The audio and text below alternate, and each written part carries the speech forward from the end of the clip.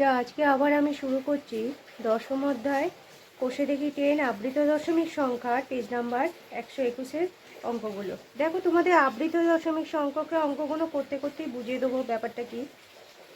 এখানে বলছে ভাগ করে দেখি ভাগফল সসীম দশমিক সংখ্যা না অসীম দশমিক সংখ্যা। এখানে দেখো, আমি তো এটা ভাগ করলেই বোঝা যাবে সসীম বা অসীমটা আমি করতে করতে তোমাদের বুঝিয়ে দিচ্ছি। কি আছে এখানে, 7 মিটার লম্বা ফিতেকে সমান 8 ভাগে ভাগ করে প্রতি ভাগের মান লিখি, এটা দেয়া আছে। তাহলে আমাদের হিসেব মতো আমরা 7/8 লিখতে পারি। এবার দেখো, এরম যদি ভাগ করি, সেক্ষেত্রে পয়েন্ট দিয়ে এখানে একটা এমনি তো হবে না, দশমিক দিয়ে এখানে একটা শূন্য আসবে, তাই তো আমরা জানি দশমিকের ভাগে করেছি এইভাবে, দশমিক দিয়ে একটা শূন্য এলো। এবার আমাদের কি করতে হবে, এবার আমাদের নামটা 8-এর নামটাই দেখতে হবে কত অবধি দেয়। 8-8 64, 8-9 72, 8-8 64 হচ্ছে। তাহলে দেখো, এবার 6 হচ্ছে, এটা 6 পয়েন্টের জন্য একটা শূন্য আসে, আমরা জানি দশমিকের ভাগের এই নিয়ম, পয়েন্টের জন্য একটা শূন্য আসে। তাহলে এবার দেখো কি করব না, 7 8 56, 7 হচ্ছে, ঠিক আছে। আবার 4 হলো, পয়েন্টের জন্য আবার শূন্য এলো, 5 8 40। এই যে ব্যাপারটা মিলে গেল দশমের ভাগ করতে করতে, এই মিলে যাওয়াটাকেই আমরা বলবো সসীম। তার মানে কত হচ্ছে, ইকুয়াল টু 8.75 মিটার, ঠিক আছে।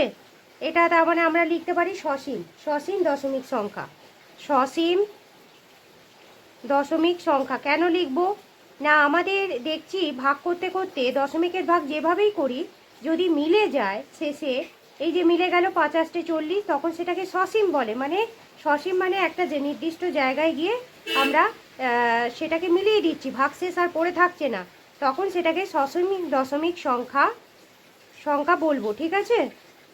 আচ্ছা, নেক্সট অঙ্কটা দেখাচ্ছি। এটা এর অঙ্ক হয়ে গেল, 1-এর এ এইভাবে হলো। পরের অঙ্কটা দেখাচ্ছি। পরের অঙ্কটা কি আছে, 11 কেজি চিনি 12টি প্যাকেটে সমান ভাগে ভাগ করে প্রতিটি ভাগের মাপ লিখব। এটাও আমি দেখব সসীম না অসীম। হ্যাঁ, তাহলে দেখো, পয়েন্ট দিয়ে শূন্য এলো, এটা 11কে ভাগ করা যায় না 12 দিয়ে, তাই জন্য দশমিকের ভাগ যেমন হয় সেরম করলাম। 8 12 96, আমরা জানি 8 12 কত, 8 12 96, ঠিক আছে।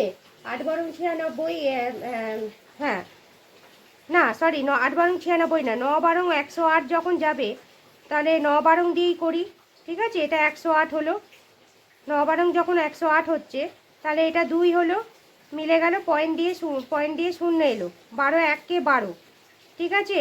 2 3 4 5 6 7 8 9 10, 8 হলো, পয়েন্ট দিয়ে আবার শূন্য এলো, তাহলে 6 12 72, 7 12 84, 6 12 72 হলো, ঠিক আছে। আবার 8 এলো, পয়েন্ট দিয়ে আবার শূন্য এলো, হ্যাঁ, পয়েন্ট দিয়ে আবার শূন্য এলো।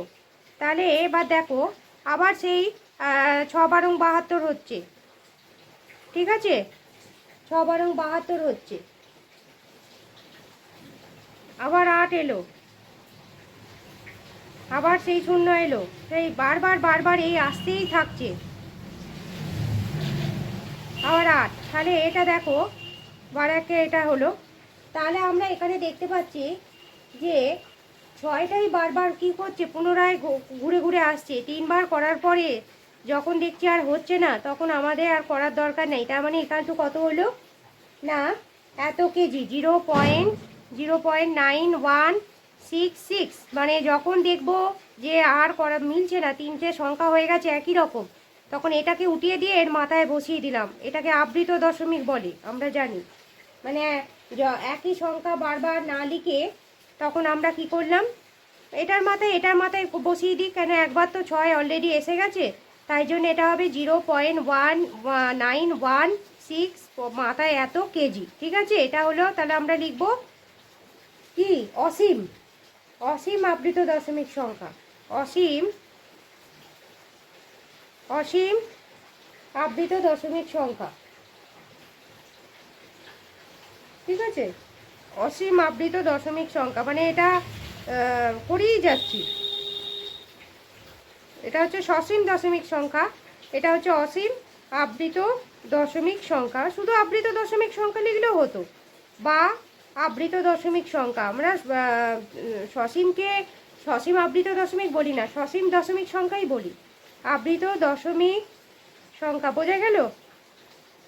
আবার বলে দিচ্ছি যে যখনই মিলে যাচ্ছে এই অঙ্কে, তখন লাস্টে ভাগশেষ বলে পড়ে থাকছে না, শেষে সসীম দশমিক সংখ্যা। দশমিক সংখ্যা যেভাবে ভাগ হয় সেইভাবেই। আবার এটাই দেখো, এটা করতে করতে কি হচ্ছে, একই সংখ্যা বারবার ঘুরে ঘুরে আবার আসছে, তাহলে আমরা এটাকে কি বলবো?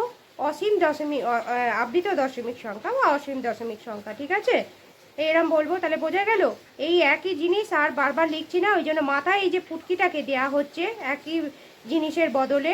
তার মানে কি, এটা এরকম মানে হচ্ছে এরকম আরও 6 আছে, তাই জন্য মাথায় এইগুলো একটা দিয়ে কাউন্ট করা হয়েছে। এটাকে বলা হয় আবৃত দশমিক চিহ্নের মানে চিহ্নটা এটা। ঠিক আছে, ঠিক আছে, আমার এই চ্যানেলটিকে অবশ্যই লাইক ও সাবস্ক্রাইব করো। আমি আবার অঙ্ক করে তোমাদের দেখাবো। ঠিক আছে।